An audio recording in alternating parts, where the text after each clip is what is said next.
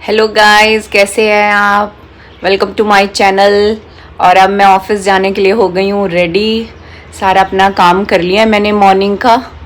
और अब देखते हैं नेक्स्ट अपना ऑफिस का काम करने के लिए निकल रही हूँ मैं। और मिलते हैं फिर दोस्तों शाम को। सी यू। रास्ते में अगर मुझे टाइम लगा तो मैं वीडियो बनाऊँगी, नहीं तो फिर शाम को ही मिलेंगे अपन लोग। सी यू, बाय बाय। लिफ्ट में जा रही हूँ मैं। हर एक मिनट कीमती होता है दोस्तों, आप भी टाइम की वैल्यू को समझो। तो गाइस अभी ऑन द वे है और फटाफट से मैं ये करती हूँ कि कोई दुपट्टा अच्छा लगता है उसके साथ सूट को मैच कर लेती हूँ। जनरली पूरे सूट भी सिलवाती हूँ पर दुपट्टे भी कुछ एक्स्ट्रा परचेज करती रहती हूँ एग्जीबिशंस में और से। तो ये भी दोस्तों सिल्क का दुपट्टा है, तो मैंने इसको ब्लैक कुर्ते के साथ पेयर कर लिया जिसमें कि एक सीक्वेंस का वर्क है ये। और इस तरीके से मैंने ज्वेलरी को भी अपना इसके साथ मैच किया, थोड़ा ये रिंग मैच करी और ये किया। और ब्लैक को भी मैंने इस तरीके से ब्लैक रिंग को भी मैच कर लिया इसके साथ। और साथ में क्या रहता है, फटाफट से मैं आईलाइनर लगाती हूँ। काजल तो मैं हमेशा ही लगाती हूँ, चाहे मैं घर पे भी होती हूँ ना तब भी हमेशा ही लगाती हूँ मैं काजल को। और उससे ये रहता है कि आपकी आईज ना डिफाइन हो जाती है। और दोस्तों मैं जब सूट पहनती हूँ ना तो हमेशा बिंदी मैं जरूर लगाती हूँ, मुझे बहुत ही पसंद है बिंदी लगाना इस तरीके से। और वेस्टर्न ड्रेसेस के साथ तो मैं जैसे वेस्टर्न ड्रेसेस में नॉर्मल तैयार होती है मैं वैसे ही तैयार होती हूँ, पर जब मुझे इंडियन पहनना होता है ना तो मैं इंडियन प्रॉपर तरीके से तैयार होती हूँ। मुझे लिपस्टिक भी प्रॉपर चाहिए होती है और मैं बिंदी भी लगाऊंगी, मैचिंग बिंदी लगाऊंगी। और आज तो मैंने जैसे इयररिंग्स नहीं बदले मैंने। जनरली कई बार क्या होता है कि मैं आउटफिट के अकॉर्डिंग अपने इयररिंग्स को भी चेंज करती रहती हूँ। तो जो ये ज्वेलरी का होता है वो मुझे चेंज करना काफ़ी पसंद है। और आईलाइनर मैं कभी कभी ऑन ऑफ अप्लाई करती हूँ।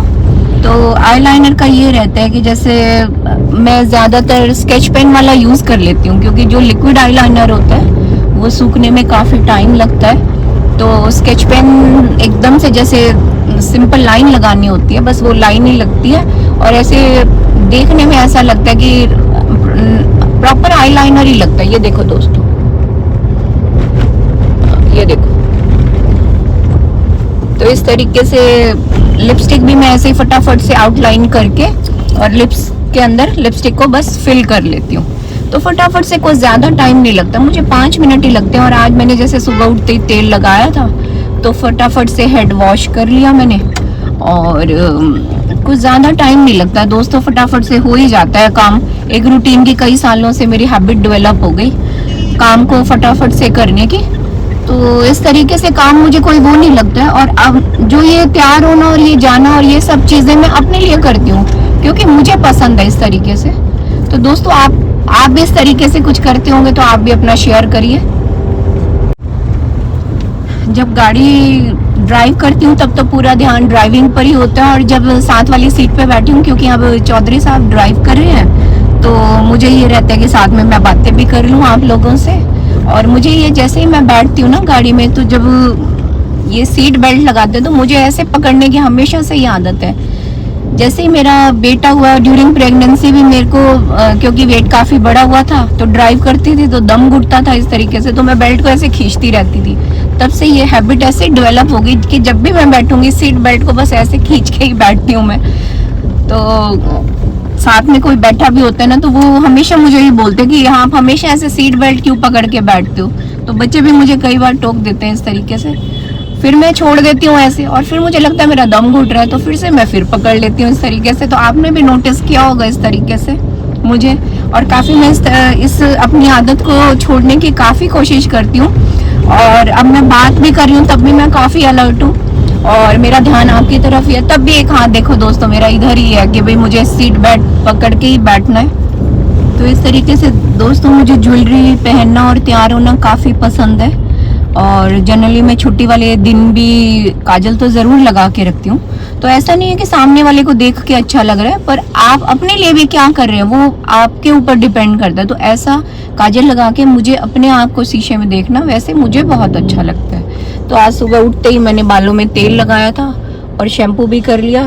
तो अब ये कुछ मैं इन दिनों से अराउंड 6 मंथ से नोटिस कर रही हूँ कि मेरे बाल ना जो आ रहे हैं वो वेवी हेयर्स होने लग गए हैं। ये देखो दोस्तों, पहले मेरे काफ़ी स्ट्रेट हेयर होते थे, तो जैसे मैंने हेड वॉश किया है ना, तो मैंने इनको कॉम नहीं किया। मैंने कहा मैं देखती हूँ कितने मेरे वेवी बाल होते हैं। तो इस तरीके से ये देखो दोस्तों, मेरे बिल्कुल अब वेवी बाल होने लगे हैं। तो जैसा कि मैं मन से ख्वाहिश करती थी बचपन में, और जब मैं दूसरों के वेवी हेयर्स देखती थी तो मुझे बड़ा ही अच्छा लगता था, क्योंकि मेरे बहुत ज़्यादा स्ट्रेट हेयर्स थे और ये एकदम से बिल्कुल स्कैल्प के ऐसे चिपक जाते थे। तो मुझे लगता था काश मेरे भी वेवी हेयर होते। तो कहते हैं ना कि जो भी आप मन से सोचो तो वो कायनात आपको, जब आप सच्चे होते हो तो कायनात आपके वो उसको पूरा करने में लग जाती है। तो कहीं ना कहीं मेरे मन की इच्छा थी कि मेरे कर्ली हेयर हो या वेवी हेयर हो। तो ये देखो दोस्तों, तो वो मेरी कुछ हद तक वो वाली इच्छा कुछ पूरी हुई है।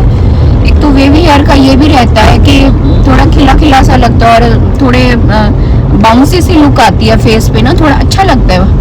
मुझे तो पसंद है इस तरीके से ये लुक का। और दोस्तों, जैसा कि मैंने अपनी पिछली उसमें भी डिस्कस करा था आपसे कि मेरा कलर करने का बिल्कुल मन नहीं हो रहा है, और रोज मैं सोचती हूँ मैं करूँ कि ना करूँ, करूँ कि ना करूँ। और ये देखो दोस्तों, थोड़े थोड़े हो रखे हैं। तो मेरे मन में यही है कि अभी इस बार अभी एक हफ्ता और निकालती हूँ मैं, देखते हैं कि फिर आगे मन हुआ तो करूँगी, नहीं तो क्या रहता है कि जैसे आपके हेयर्स होते हैं ना, फटाफट से ऑयल किया और एकदम से वॉश कर लिया। कलर का यही रहता है कि ऑयल लगाओ कि कलर करो, पहले ऑयल लगाओ बाद में लगाओ, बस वो झंझट सा ही बना रहता है। तो मैं ज़्यादा प्रेफर ये करती हूँ कि जो बालों का नेचुरल जो टेक्सचर है ना वो बचा रहे। बालों स्कैल्प पे बाल नहीं कम होने चाहिए, तो उस तरीके से मुझे थोड़ा कलर की इच्छा नहीं हो रही है दोस्तों बिल्कुल भी। तो देखते हैं कब तक इस अपनी इच्छा पे कायम रहती हूँ कि मैं नहीं करती या करती हूँ कलर।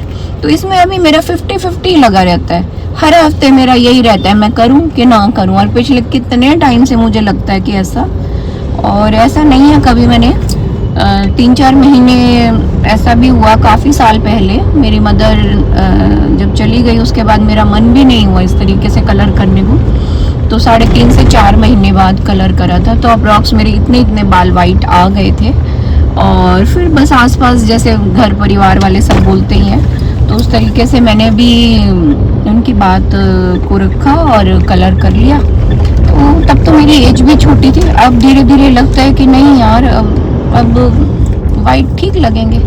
तो दोस्तों, मेरे हेरिडिटरी बाल ही वाइट अराउंड 7 से ही आ गए थे, थोड़े थोड़े। और मेरे बेटे होने के बाद तो काफ़ी हद से तब से मैं कलर ही कर रही हूँ। पहले मैं मेहंदी भी अप्लाई करती थी, पर वो इतने ज़्यादा हो गए थे कि फिर वो मेहंदी से ऐसे रेड से अच्छे नहीं लगते थे, तो वो मैंने फिर मेहंदी बंद करके कलर अप्लाई करना स्टार्ट कर दिया। तो दोस्तों, आप कुछ कमेंट करके बताओ, इस तरीके से थोड़ी गाइडेंस भी दो, और कैसी लग रही है मेरी वीडियोस आपको। और अच्छा लगता है दोस्तों, लाइक और कमेंट जब मिलते हैं तो खुशी से मिलती है। ऐसे लगता है कि आपने कुछ वर्क किया है तो अप्रिसिएशन मिल रहा है। तो दोस्तों, आप करते रहिए लाइक कमेंट और शेयर करते रहिए अगर आपको कुछ अच्छा लगता है तो। और मैं बहुत सिंपल सी हूँ, जैसा मेरा मन अंदर होता है वैसे ही मैं बाहर हूँ। कुछ ऐसा नहीं है कि मैं कुछ बना के या कुछ करके बोल रही हूँ। तो आप भी मेरी इस जर्नी में मेरे साथ बने रहिए, कंटिन्यू रहिए, और चैनल को लाइक करते रहिए। और मिलते हैं दोस्तों, टेक केयर, बाय बाय। तो दोस्तों, अब बस ऑफिस पहुंचने वाली हूँ मैं, और मिलते हैं फिर शाम को। शाम की जाके तैयारी, तो आज मैं घर जाके मैं कुछ शाम के लिए तो कुछ भी प्रेपरेशन नहीं करके आई हूँ, क्योंकि आज मैंने हेड वॉश किया और किया तो थोड़ा सा टाइम लग गया मुझे। शाम को मिलते हैं दोस्तों, फिर देखते हैं क्या बनाती हूँ फिर मैं। सी यू, बाय बाय। आज दिन की शुरुआत कुछ ऐसे हुई कि मैंने रूटीन का अपना काम करके बेटे को स्कूल भेज के थोड़ा सा लाइट एक्सरसाइज करके और अपने लिए रूटीन स्टार्ट करा। और फिर मैंने नारियल पानी पिया। नारियल पानी पी के काफ़ी बॉडी हाइड्रेट सी हो जाती है। तो कभी मैं ये ले लेती हूँ अपना मौसमी का जूस, और कभी मैं नारियल पानी ले लेती हूँ। तो कुछ भी एक चीज़ तो मैं मॉर्निंग में ज़रूर लेती हूँ, क्योंकि वेदर चेंज हो रहा है ना, तो थोड़ा सा रूटीन कई बार डिले भी ये हो जाता है कि मैं नारियल पानी को इवनिंग में भी शिफ्ट कर देती हूँ। टिफ़िन की तैयारी में आज मेरा पोहा खाने का मन था, तो मैंने पोहे की तैयारी करी। घी गरम कर लिया मैंने।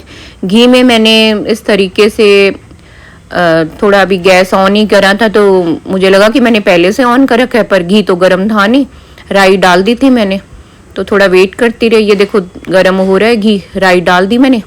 कड़ी पत्ता ऐसे लगा कि कौन लेने जाएगा, तो फिर मैंने सिंपल ही बना लिया।